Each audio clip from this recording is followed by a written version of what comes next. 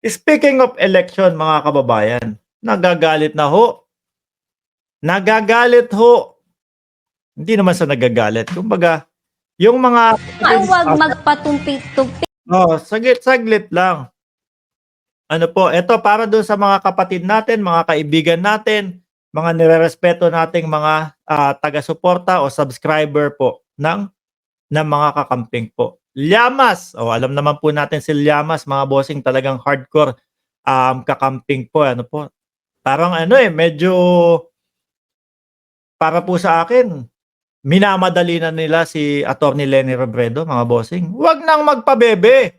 No, Attorney Leni Robredo, huwag ka na daw pong magpabebe, mga kababayan. Ayan pakinggan po natin itong sasabihin sa balita. Dahil kumbaga late na din Talagang kailangan maghayag na din po, mga kababayan, itong si Attorney Leni Robredo. Pakinggan niyo po, mga bossing. Ayaw mag-play. Si dating Presidential Advisor for Political Affairs na si Ronald Llamas na huwag magpatumpik-tumpik kung may balak si dating Vice President Leni Robredo na tumakbo sa darating na halalan. Correct. Sa panayam ng Politiscoop kay Kailangan ngayon mag-umpisa na ho yan, mga kababayan. Kung talagang tatakbo bilang senatorial candidate po, si dating Vice President Leni Robredo, kailangan iparamdam niya na at sabihin niya na sa taong bayan na siya ay tatakbo po. Mga bossing, gusto kong bigyan ng pagkakataon. Ano po? Si Attorney Leni Robredo, mga kababayan. Bakit, Mark? Noong panahon ni Duterte, walang nagawa iyan. Tapos ngayon gusto mong bigyan ng pagkakataon.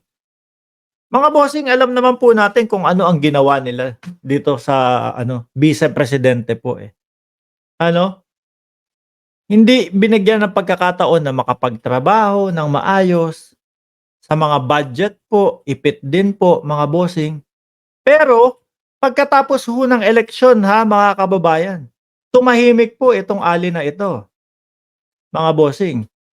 Pero nakita ho natin, inaalas ka pa nga natin nakita natin, tuloy-tuloy pa din yung kanilang yung project nila na pumupunta din sila doon sa mga nasa laylayan, pumupunta doon sa mga tawag dito sa mga kabundukan para maabot po. So sabi ko, sa darating kung sakali na magse-senator si Attorney Leni Robredo, posibleng pagbigyan natin kung talagang para makita natin talaga, no? Kung ano talaga yung trabahong kaya niyang gawin, mga bossing. Sabi ni Kirk Douglas Librado, sino nagsabi na wala si Lening ginagawa? Ang mga makikitid lang ang utak ang nagsasabi. Nung kasing panahon ng dating Pangulong Duterte, ipit na ipit ang dating Vice Presidente, mga kababayan. Sobrang gipit na gipit po. Yung tipong nandoon, tapos bulag na bulag tayo sa mga Duterte, ang sinasabi natin wala namang silbi yang si Robredo Puro kontra lang naman yan sa Duterte Trillanes, Trillanes, Attorney Leni Robredo, Riza Ontiveros. Wala ho silang ginawa nun, kundi kumontra kay dating Pangulong Duterte. Pero nung dumating yung mga pagkakataon ngayon, mga kababayan, saglit lang.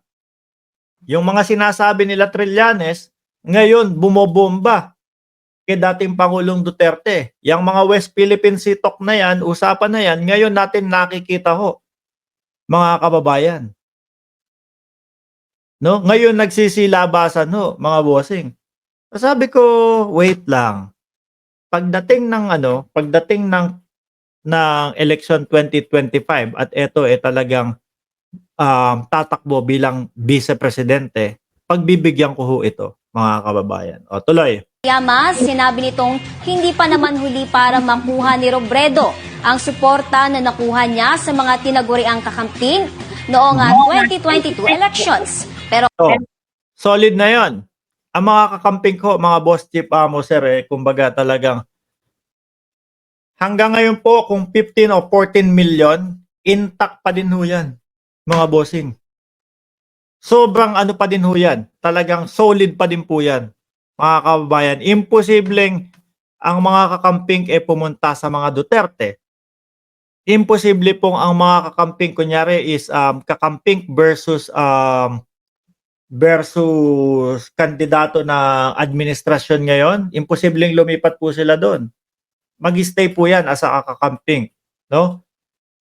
Ito ang magandang balita para sa kanila, mga bossing. Ngayon po, nakikita ng mga loyalista, nakikita ng mga government supporters, mga kababayan, no? Yung mga sinasabi nila laban po sa dating Pangulong Duterte, medyo ngayon po nagkakatotoo ho, mga bossing. Kaya po, ang mga government supporter plus mga loyalista, maaari at posible na madagdagan ho ang boto nung 15 million na yon. Ilan ba? Alam ko kung hindi ako nagkakamali, kapag ka ikaw nasa laylayan nung senador, parang 14 million, 14 to 16 million yung kailangan makuha mong boto mo para manalo ka, para pumasok ka sa Magic 12 sa Senado, mga kababayan. Lagpas-lagpas na yun. Ano po? Lagpas-lagpas na yun. Di ho ba, ituloy natin, ano? Si Atty. Leni Robredo naman, kailangan. Lahat ho ng tatakbo ngayon, mga bossing, sa darating na eleksyon, sa 2025, kailangan na nilang sabihin na tatakbo ako. Kailangan nilang sabihin na, eto na, umpisa na. No? Kasi sakto lang yan, 1 taon. Bakit kailangan ibalik ang LP? Dahil lang ba gusto nyo na makaganti sa Duterte? Hindi. Ano? Dahil gusto nating makita na mag-perform sila talaga dahil nung panahon ng mga Duterte medyo inipit sila. Oh. 'Di ba? Sana tignan din natin ang nakaraan na ang LP ay wala rin nagawang maganda sa Pilipinas nung panahon nila. Pero ngayon po nakikita natin na ang ating gobyerno ay kanilang sinusuportahan para bumilis po ang pag-unlad ng Pilipinas, mga kababayan. So maaari at posible, no? Nabigyan natin ng pagkakataon. Kesa naman po, ipipilit natin, saglit, wala na akong mapiling 12 Ilagay ko na lang si Bongo. Ilagay ko na lang si Bato.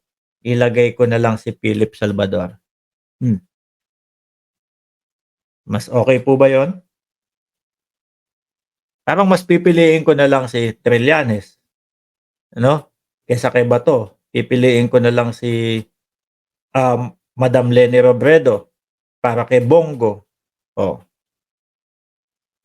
Di ho ba, mga kababayan? Gusto mo ibalik ang mga basura. Ibalik para maging basura ang Pilipinas. Kesa naman po ang ibalik natin yung mga talagang kapag ka nagsabi na pag nagsabi ng tigihin yan, mas okay ba sa inyo yon? Yung hindi pumapalag sa West Philippine Sea, yung halos 6 na taon yung West Philippine Sea inabando na lang ho, no? Hindi natin kaya Hayaan mo sila diyan. Ganun ho ba? Di ba, mga kababayan, mas pipiliin mo itong mga talaga, kasi dalawa ngayon ang opposition ho. Isang opposition na sinasabi nating tunay na opposition, sila po yung mga babanat sa administrasyon, pero may ibig sabihin. Pero yung isang opposition naman po, mga bossing, babanat sa administrasyon, pero tanim-tanim lang po ng mga ebidensya, tanim-tanim lang po ng mga issue. So, uulitin ko po, ang opposition, mga bossing, hindi masama yan. Check and balance po yan. Hindi naman po 100% na talagang tayo ho, mga bossing, nakasuporta kay PBBM, hindi na kailangan ng check and balance. Mas maigi pa din po na merong mga tao na tumitingin kung tama ba at okay ba yung tinatahak ng gobyerno. Tuloy. Ayon sa dating opisyal, kung may balak siyang tumakbo, ay sana mas maaga na niya itong ipabatid sa publiko upang makabuo ng momentum sa masa. Inihalimbawa ni Llamas sina dating Senator Kiko Pangilinan, dating Senator Bam Aquino at Attorney Shell Jokno na maagang pinabatid ang kanilang intensyong tumakbo sa pagkasenador sa 2025 midterm elections. Oh, yan. Tingin ko Kailangan hindi naman pa ba naman. Pero gawin mo na kaagad dahil 2 taon na nakakalipas eh. Di ba? 2 taon na eh. No, kaya tingin ko ay pwede pa yung i-harness. Pero sana pagtulungan nila at pinakamalaking tulong dyan si Leni Robredo. Dahil siya yung ibinoto eh. Siya yung ikinampanya eh. Siya yung bandera na ibinagayway eh. Binigay mo yung bandera. Pero hindi ka nakita eh. So maganda kasi na pagwagayway Iabot mo talaga. dapat nandun na yung nagbigay ng bandera. Oh, yan. Pero nasa sa kanila ho yan, mga boss, chief, amo, sir. Tayo naman po, yung mga boto, tayo pa din ho ang mga masusunod dyan, mga boss, chief, amo, sir. No? And naway piliin lang natin ang mas maayos. Yung sa tingin natin na talagang makikisama or makakapagpabilis po ng pag-unlad ng ating Pilipinas. Kasi ngayon, down na po talaga eh. Sa mga nakaraang administrasyon, no? Yung mga problemang iniwan nila na ngayon po ay nakakapagpabagal po sa ating administrasyon. Ngayon po ay nakakapagpabagal sa paglago ng Pilipinas ulit. Kasi kailangan mo munang isolve yun. Hindi pwedeng, wait lang, iwanan na lang muna dyan tapos pumokus tayo sa iba. Hindi. Kagaya na lang po ng West Philippine Sea, mga kababayan. Kailangan isolve. Ano po? Ito din pong mga naargabyado daw po nung panahon ng EJK, mga kababayan. Hindi mo naman pwedeng basta-basta na lang iwanan dyan yan. Ano? Anyway, mga boss, chief, amo, sir, 1,626 viewers. Ayan ho ha. Huwag nyo pong kalimutan na mag-like and mag-subscribe dito sa ating channel. Pindutin nyo lang yung subscribe button and pindutin nyo yung all para ma-notify po kayo ni YouTube, mga kababayan.